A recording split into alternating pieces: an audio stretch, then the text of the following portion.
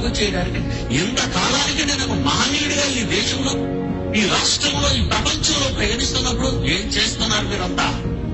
వీడి సుందరరావు ఏం మాట్లాడుతున్నాడో ఒకసారి చూడండి. ఒకసారి మీరంతా పోలీసు వ్యవస్థ చూడాలి, పార్లమెంట్ వ్యవస్థ చూడాలి, అసెంబ్లీ వ్యవస్థ చూడాలి, ఈ చట్టం చూడాలి. నా మత ప్రతిపాదకుడు పిడి సుందరరావు మత ప్రచారం అంటే మంచితనాన్ని బోధించాల్సినటువంటి అవసరం ముసుగులో ఉన్నటువంటి పిడి సుందరరావు గారు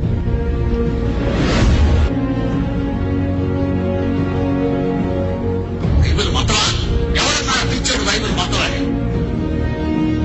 బైబిల్ మతం కాదు. మతం అనే మాట బైబిల్లో చూపితే నువ్వెవరైనా నీ తల కింద దూరిపోతాను.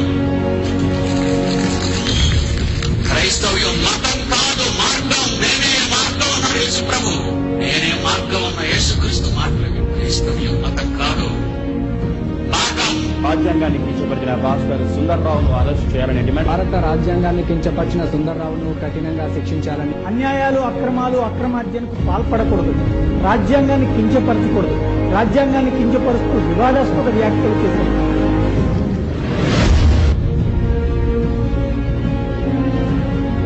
అంటే నా పిల్లలుగా మీరు కూడా ఈరోజు మనం ఉన్న ఈ దేశంలో ఈ penal code, Indian penal code ని వ్యతిరేకించి మీరు ఏ తప్పు చేయకుండా దేవుణ్ణి వాడుకుంటూ ఒక మాట చెప్తున్నారు ప్రజలారా, జాగ్రత్తగా విన్నారు మీరు. ఈ రోజు స్విస్ బ్యాంకులో, ప్రపంచంలోని స్విస్ బ్యాంకులో ఓ లక్షల కోట్లు ప్రపంచ దేశాలలో అన్నిటికంటే మన దేశంలోనే ఆ దొంగ సొమ్ము మన దొంగోడు అక్కడ దాచిపెట్టారు. 1,440 లక్షల కోట్లు స్విస్ బ్యాంకులో. ఎవరిది? ఇండియన్స్. ఎవరు వాళ్ళు?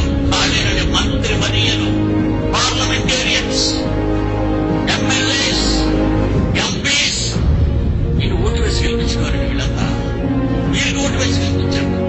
ఇక్కడ పేదవాడికి ఇవ్వవలసిన ఈ భాగాన్ని, పేదవాడికి ఇవ్వవలసిన పంచవలసిన ఈ ధనాన్ని వాళ్ళ నోళ్లో కొట్టి లంచాల ముసుగులు దోపిడీ చేస్తున్నారు ఈ దేశాన్ని. ప్రతి ఒక్కరూ స్పందించాలి. ఒక మినిస్టర్ స్పందించడం కాదు, ఒక ఎమ్మెల్యే స్పందించడం కాదు, ఒక ఎంపీ స్పందించడం కాదు. భారతదేశంలో కాశ్మీర్ నుండి కన్యాకుమారి వరకు, అరేబియా నుండి బంగాళాఖాతం వరకు మధ్యనున్న భారతీయులు ప్రతి ఒక్కరూ స్పందించాలి. అలా స్పందిస్తేనే ఇది రత్నగర్భగా మారిపోతుంది. కోట్లకు పగడలెత్తిన వారి భారతదేశంలో ఉన్నారు. కూటికి గతి లేని కడు పేదవాళ్ళు ఈ దేశంలో ఉన్నారు. ఆ కోట్ల ఆస్తి దిగుమతి అయితే, ఆ కోట్ల ఆస్తి బయటకు తీసుకొచ్చి పంచితే అదండి సమాజం. సుందరరావు చేసింది మామూలు నేరం కాదని, ఇది దేశద్రోహమని మండిపడుతున్నారు.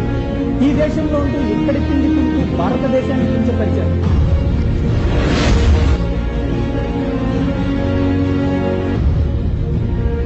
బీయింగ్ an ఇండియన్, ఈ దేశాన్ని బాగు చేయి. భారతదేశ సాంప్రదాయ నాగరికతలను మంటగలుపుతున్న ఈ రోజు ఈ భారతీయులు కదా. ఎందుకండి పబ్బలు అర్ధరాత్రి వరకు జీవి ప్యాంట్లు వేసుకుని ఆడపిల్లలు రోడ్ల మీద తిరగాల అండి? అన్కల్చర్డ్ విదేశీ జ్ఞానం కోసం, విదేశీ కల్చర్ కోసం అడుగులు చేసి ఈ రోజు ఈ మంచి సాంప్రదాయం ఉన్న ఈ దేశం కూడా కలుషితమైపోతుందండి. యేసు నెరిగిన వారికే జ్ఞానం లేదు ఆ దేశాలలో ఉన్న వాళ్ళకి. ఈ దేశంలో ఉన్న భారతీయులు కూడా చేరుస్తున్నారండి. వాళ్ళు వచ్చి సాంప్రదాయ సిద్ధాంతాలతో ఎంతో మంచి నాగరికతను సంతరించుకున్న దేశం అండి మనది. సాంప్రదాయం కలిగిన భారతదేశం మనది. భారతీయులం మనం. దీనికి ఒక గౌరవం ప్రపంచంలో, ఒక ఆధిక్యత ఈ దేశానికి ఉంది. ఆయన ఇండియన్ చెప్పుకోవడానికి గర్వపడుతున్నాను. ఏకంగా సుప్రీంకోర్టు తీర్పుల్ని, సర్వోన్నత న్యాయస్థానం ప్రధాన న్యాయమూర్తిని కూడా నిలదీస్తారు. న్యాయమూర్తులను కూడా కించపరిచేలా మాట్లాడారు. సుప్రీంకోర్టు గురించి, సుప్రీంకోర్టు ప్రధాన న్యాయమూర్తుల గురించి కూడా పరుష పదజాలంతో వ్యాఖ్యలతో పాటు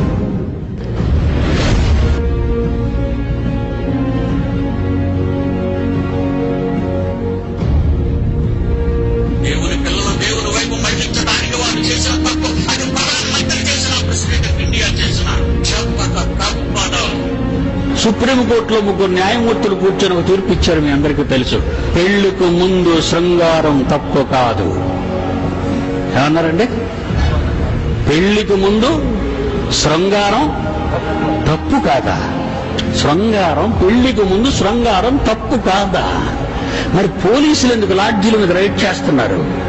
వాళ్ళిద్దరు ఏమంటారో తెలుసా? పెళ్లికి ముందు మా ఇద్దరిది శృంగారం రా నాన్న, ఇది సుప్రీంకోర్టు తీర్పు, నువ్వెందుకు నన్ను అరెస్ట్ చేస్తావని అడగాలి.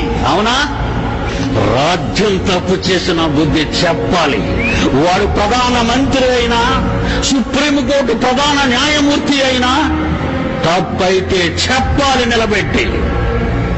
డబ్బు మదన్తో సుందరరావు మంచిగా వ్యాఖ్యలు చేశారని ఎవరైనా వాళ్ళతో మాటలు మాట్లాడిస్తున్నారనుకో, పూర్తిగా మీరు అనుభవానికి ఏకీవిస్తున్నా ఇది కంపల్సరీ విదేశాలతోని వీళ్లకు కమ్యూనికేషన్ ఆర్థికంగా ఎదగాలి. విదేశాలలో చాటించుకోవడము,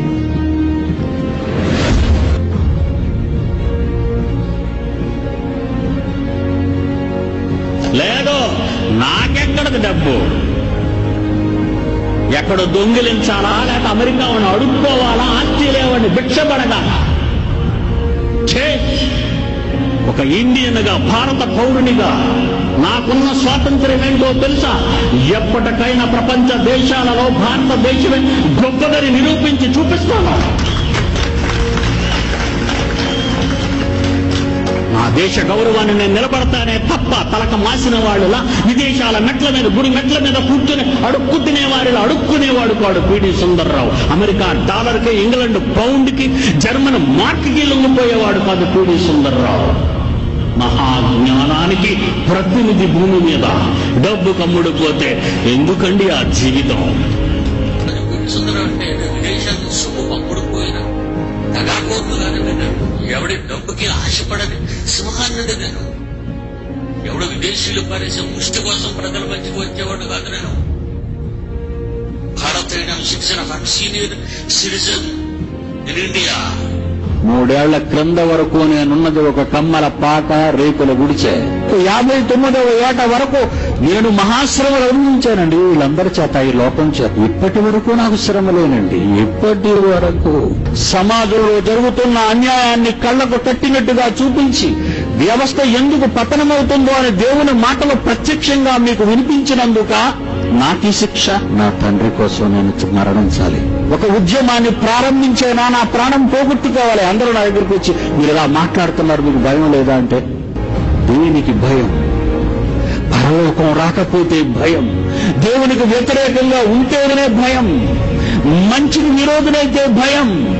అది నాలో లేనప్పుడు ప్రపంచంలో ఏ శక్తికి భయపడనన్నారు. నా మటుకైతే బ్రతుకుట క్రీస్తు, చచ్చిపోతే లాభం నాకు. అది నేను కన్న కళ, అది నేను ఆశించే ఆశ. ఆశ నాకు కావాలి, ఆ కోరిక నాలో ఉంది. నా చివరి శ్వాస వరకు, నా చివరి ఊపిరి వరకు నా తండ్రి కోసం నేను కష్టపడతాను.